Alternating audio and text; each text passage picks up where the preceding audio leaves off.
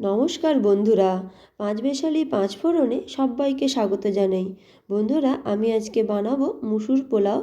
কিভাবে ঝরঝরে মুসুর পোলাও বানাবেন তারই একটি ভিডিও নিয়ে চলে এসেছি। তো চলুন শুরু করা যাক।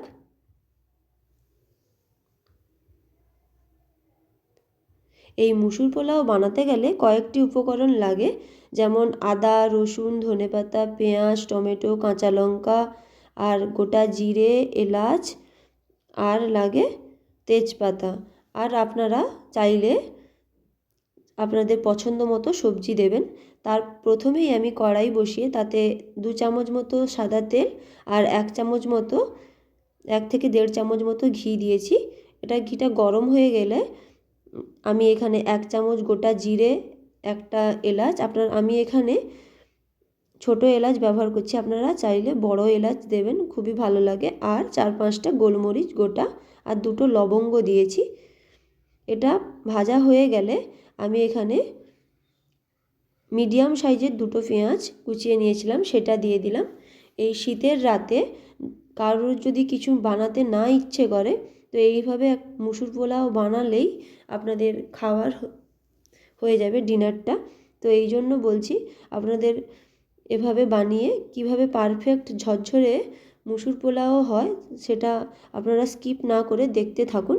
এরপর কথা বলতে বলতে আমি পেঁয়াজটা হালকা গোলাপি হয়ে যাওয়ার পর আমি দিয়ে দিলাম এখানে আদা আর রসুন কুচানো। আর আপনারা যদি নিরামিষ খান সেক্ষেত্রে পেঁয়াজ আর রসুনটাকে আপনাদের স্কিপ করতে হবে। এই রান্নাতে পেঁয়াজ রসুনটা দিলে ভালো লাগে খেতে। এরপর আমি হালকা করে এভাবে ভেজে নিচ্ছি। দেখুন, আমি কাঁচা লঙ্কাটাও দিয়ে দিয়েছি।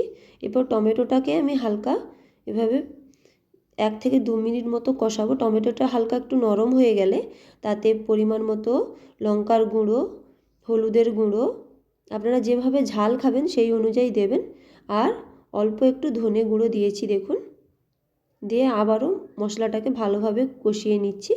যেহেতু শীতের রাতে বানাচ্ছি তার জন্য ফুলকপি, গাজর, আলু এই 3টে জিনিস দিয়েই বানাচ্ছি। আপনারা চাইলে শুধু আলু দিয়েও বানাতে পারেন। এটাকে দিয়ে আমি 1 থেকে 2 মিনিট মতো কষাবো। আর কষানো হয়ে গেলে এর মধ্যে এবার কিছু মশলা দিয়ে দেব। দেখুন, যেমন লবণটা দিয়ে দিলাম এখানে পরিমাণ মতো। আর আমার কাছে যদি এরকম নতুন নতুন ভিডিও পেতে চান তবে আমার চ্যানেলটাকে অবশ্যই সাবস্ক্রাইব করবেন। লবণটা দেওয়ার পর আমি এখানে দিয়ে দিচ্ছি, দেখুন এখানে আমি এটা যে মশলাটা ব্যবহার করছি এটা হলো ছোলে মশলা। আপনারা চাইলে এখানে কিচেন কিং মশলা বা পাও ভাজি মশলা দিতে পারেন। আমার কাছে এখানে ছোলে মশলা ছিল, সেটাই দিয়ে দিলাম। আর এখানে দেখুন যে মুসুর ডালগুলোতে ছাল থাকে, সেই মুসুর ডালগুলো মানে ছিলকাওয়ালা মুসুরগুলোকে আমি রাত্রিবেলা সারা রাত ভিজিয়ে রেখেছিলাম, ধরুন না 4-5 ঘন্টা ভিজিয়ে রেখেছিলাম। সেটা আমি জল ঝরিয়ে এভাবে দিয়ে দিলাম। দেখুন, দিয়ে এটাকে এই ডালটা দেওয়ার পর একটু 1 মিনিট মতো কষিয়েছিলাম। আমি যে আগে থেকে 40 মিনিট মতো আগে যে চালটা ভিজিয়ে রেখেছিলাম সেই চালটা আমি এবার জল ঝরিয়ে দিয়ে দিলাম। আমি এখানে যে আপনারা যে ফ্রাইড রাইস বা বিরিয়ানি যেই চালে বানান সেই চালই দিয়েছি।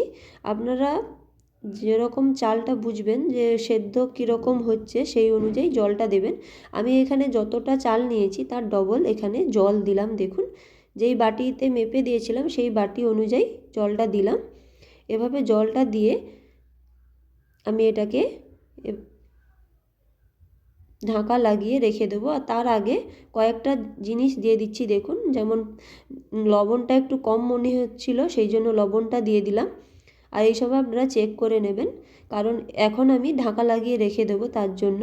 আর আমি একটু দিয়েছি অল্প লেবুর রস, আর দিচ্ছি একটু পুদিনা পাতা আর ধনে পাতা, দিয়ে আমি ঢাকিয়ে রেখে দেবো প্রায় এখানে ধরুন না 20 মিনিট মতো ঢাকা লাগিয়ে। এই সময় গ্যাসের ফ্লেমটা আমি লোতে করে রেখেছিলাম, একটু ফুটে গেলে আমি এখানে লোতে রেখেছিলাম। আর চালটা মনে হচ্ছিল আর একটু সময় হবে, এই জন্য অল্প একটু নাড়িয়ে আর লেবুর রসটা দিলে চালগুলো বেশ ঝরঝরে মতো হয়, আর লেবুর একটা ফ্লেভার আসে, সেটাও ভালো লাগে খেতে। এবার ঢাকা লাগিয়ে আমি এভাবে আরও 5 মিনিট মতো রেখে দেবো। আমি এখানে প্রায় 10 মিনিট পর খুলে দেখছিলাম যে কতটা হলো। দেখুন, এখন সুন্দর হয়ে গেছে। এরকম যদি মুসুর পোলাও শীতের রাতে হয় তো খুবই ভালো লাগে। আপনারা অবশ্যই বাড়িতে রান্না করে খেয়ে কমেন্ট করে জানাবেন কেমন হলো। আর আমার সঙ্গে এই ভিডিওটা পুরোটা দেখার জন্য ধন্যবাদ।